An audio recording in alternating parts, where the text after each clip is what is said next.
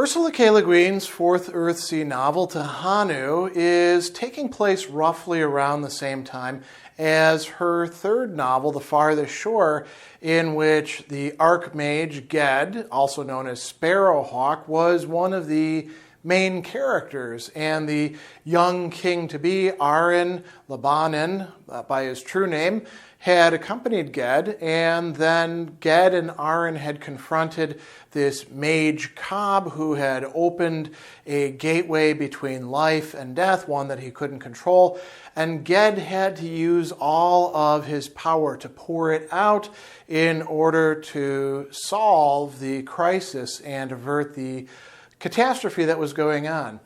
At the same time, the events in Tehanu are unfolding, and there's about a year lead time from chapter 1 to chapter 2, and then Ged is going to arrive on the back of a dragon, as we saw him leaving at the end of The Farthest Shore, the great dragon Kalessin, the oldest of all the dragons, and we find that Tenar is reunited with Ged, and what we see then is a Ged who no longer is a mage, let alone the archmage. And this presents a number of problems, as we can see later on in the book, but especially for Ged, and secondarily for Tenar.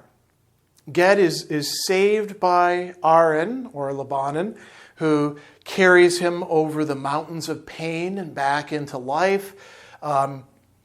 Kalessin takes both Arin and Ged to Roke, and then takes Ged further on to Gont, and that is where we actually pick up in the chapter after Ogion's death, where Tenar is still there, and she sees a great thing flying.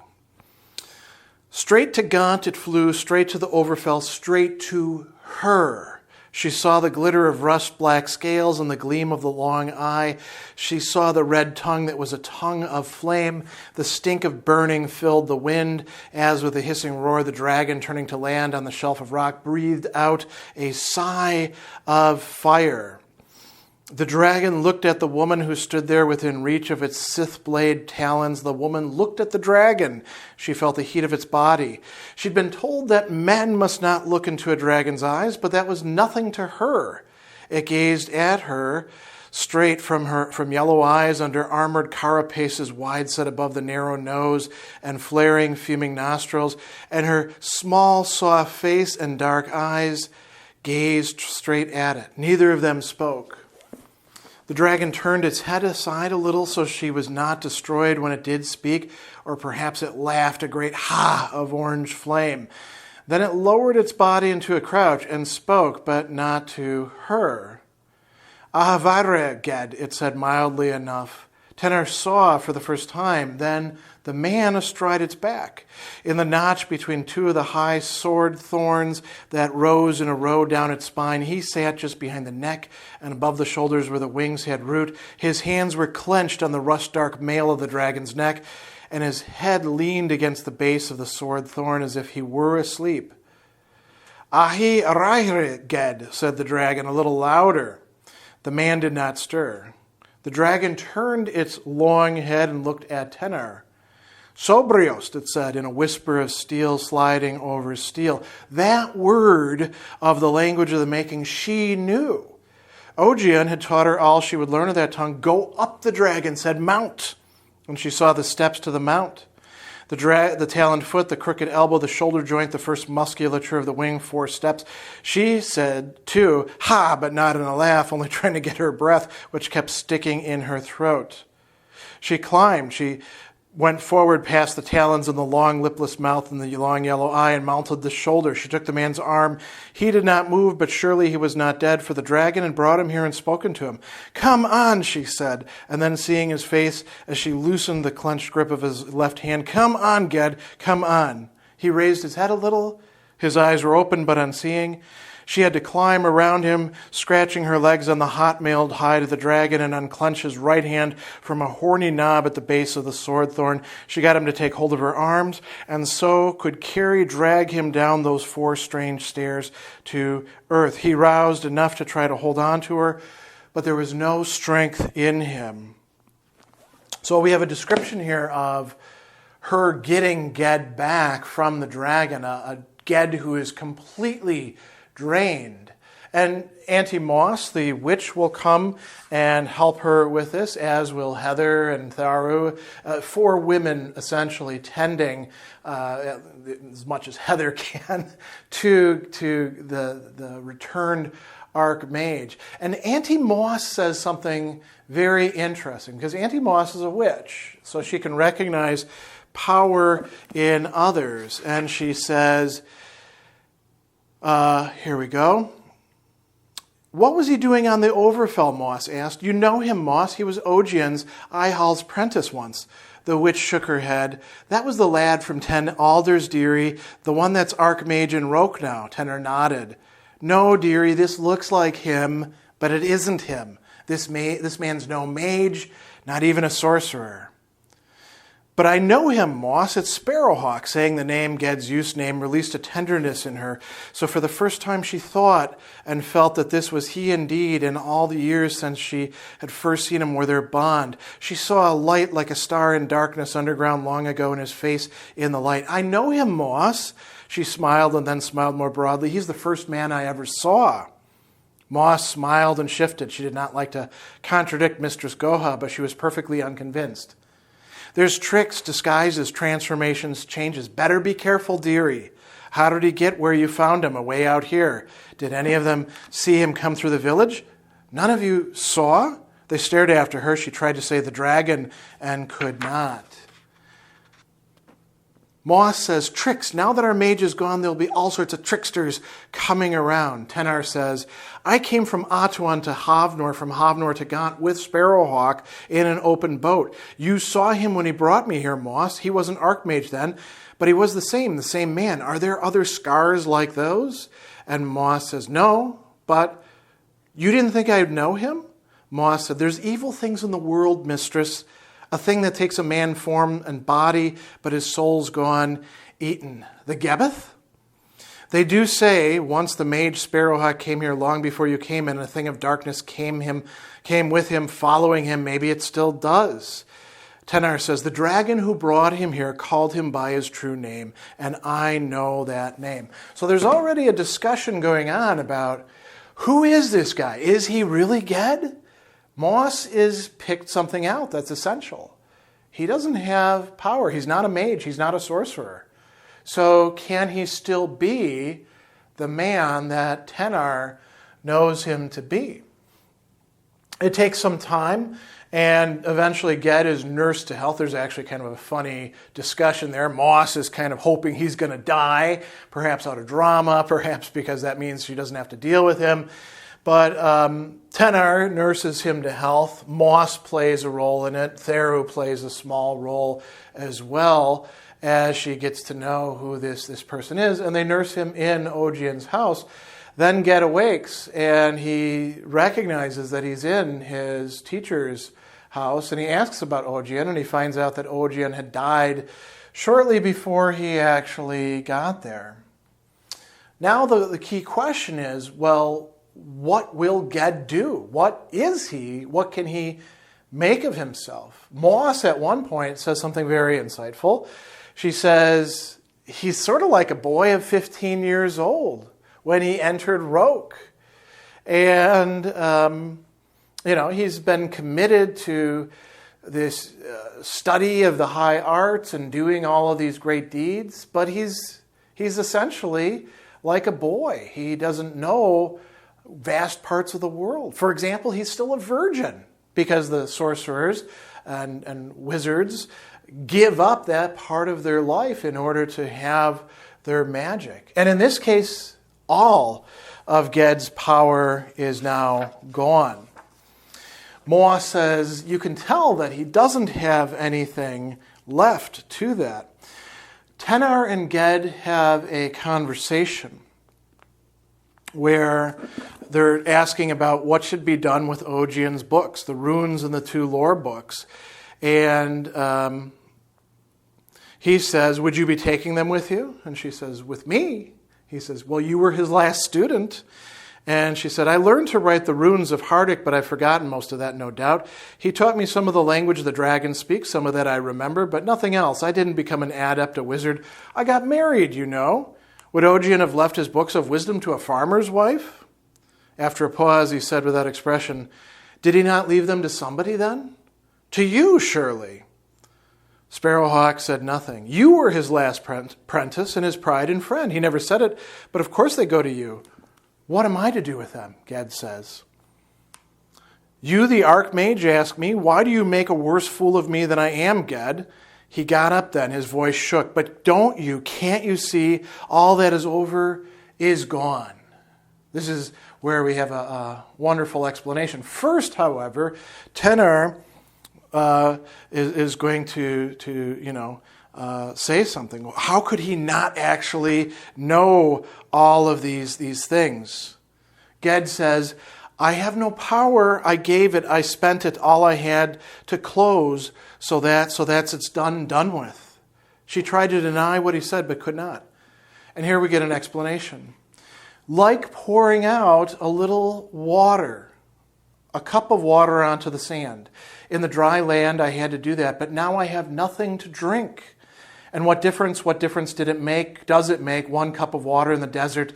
Is the desert gone? Listen, it used to whisper that to me from behind the door there. Listen. And I went into the dry land when I was young, and I met it there. I became it. I married my death. It gave me life. Water, the water of life.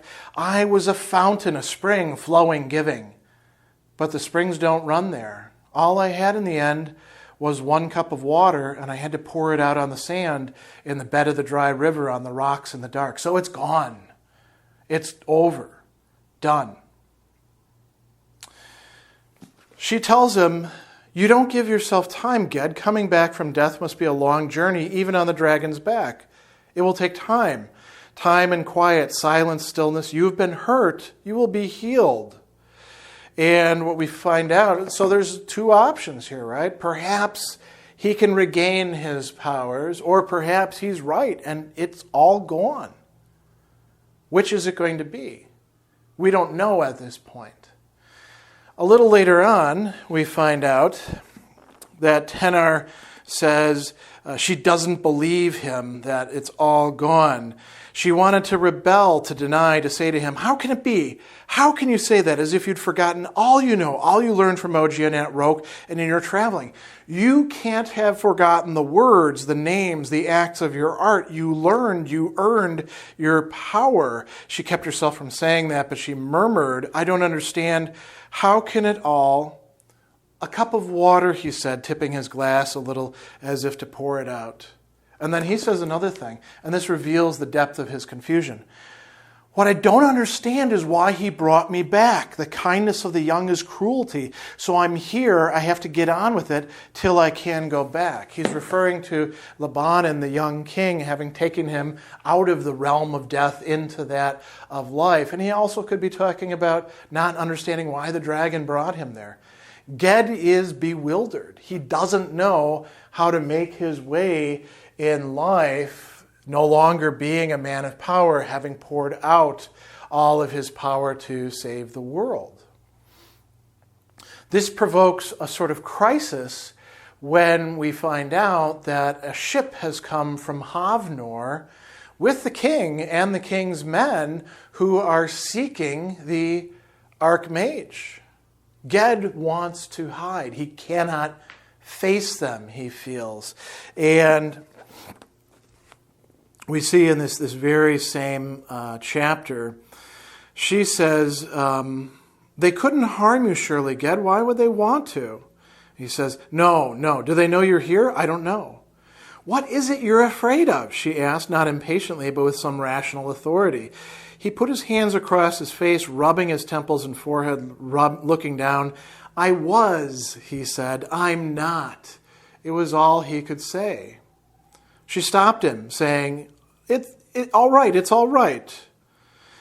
And here we're going to see some discussion of passions that we'll come back to in a moment. Ged feels he cannot face them. Why? Because he doesn't even know who he is anymore. He's not the archmage. He is the person who accompanied Lebanon, but he's not the same person anymore.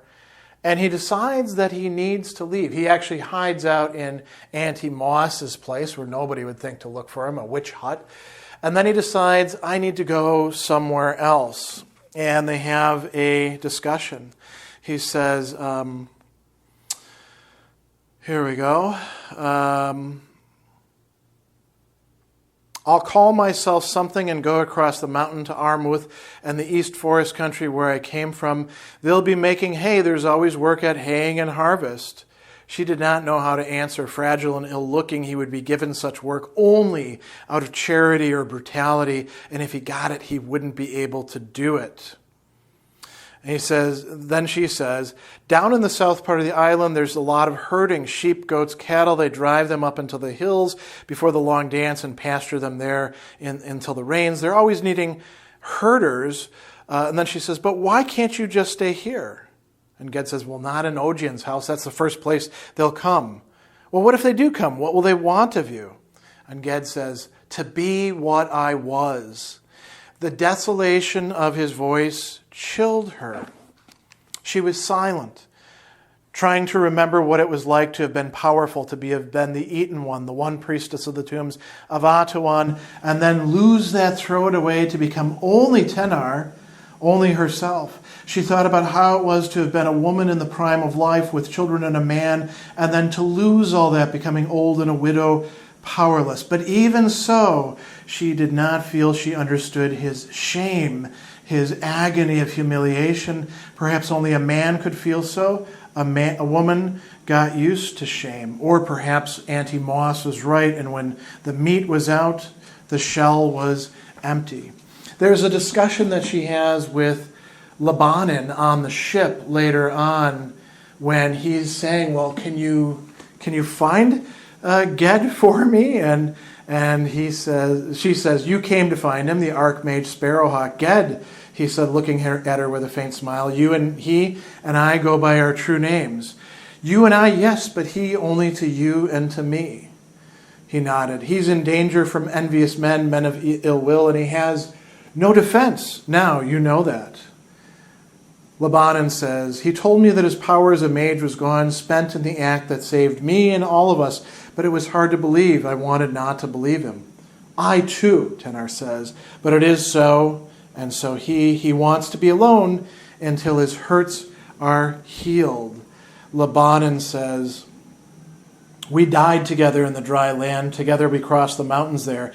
You can come back across the mountain. There is a way. He knew it, but the name of the mountains is pain. The stones cut, and the cuts are long to heal.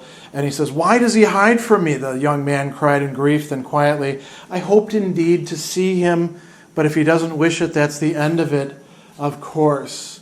And then she says, surely he'll come to you. Only give him time. He was so badly hurt, everything was taken from him. But when he spoke of you, when he said your name, then I saw him for a moment as he was, as he will be again. All pride. Pride, Lebanon repeated as if startled. Yes, of course, pride. Who should be proud if not he? I always thought of him as, he was so patient, Lebanon said, and then laughed at the inadequacy of his description. And here's what Tenar says about him. Now he has no patience and is hard on himself beyond all reason. There is nothing we can do for him, I think, except let him go his own way and find himself at the end of his tether, as they say at Gont.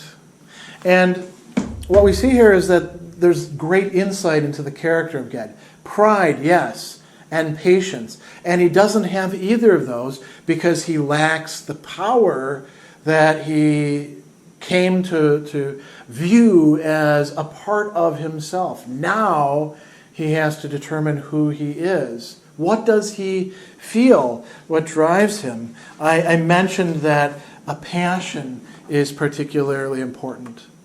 So Tenar when she's asking him, "What are you afraid of?" and says, "It's all right," she dared not touch him lest she worsen his humiliation by any semblance of pity. She does feel pity, compassion for him, but she can't show it because that will create greater humiliation, the opposite of pride, right? She also feels anger.